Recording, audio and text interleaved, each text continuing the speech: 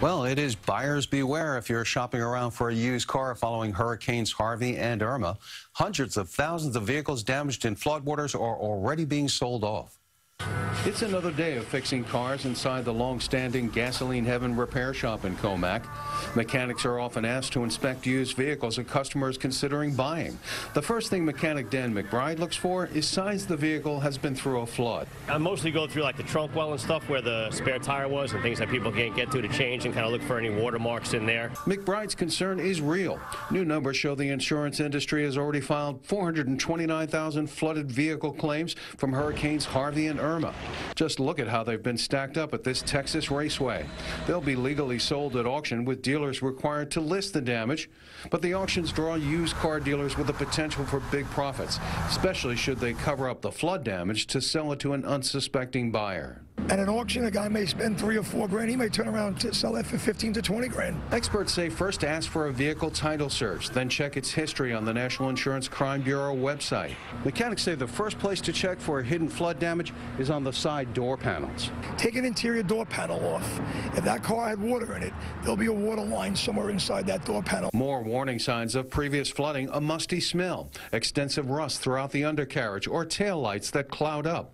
Inside, used car buyers should check behind the seat covers for water damage and make sure every electronic control is working. Lastly, consider it a big warning sign if the seller doesn't want another mechanic to look at the vehicle you're thinking of relying on. And it can even take sometimes up to a year for the effects of flooding to show up in a damaged vehicle. Well, the Islanders may be skating back to Long Island soon and saying goodbye to Barclays Center. The team confirmed it put in a comprehensive proposal for Belmont Park in Elmont. The team left for Brooklyn in 2015 after years of efforts to build a new Coliseum failed. Fans say they'd be glad to have him back. I think it's amazing. I think that they need to be back at home. That's all. The Islanders belong on Long Island. A lot more convenient because I'm a big fan. I used to go to the games all the time.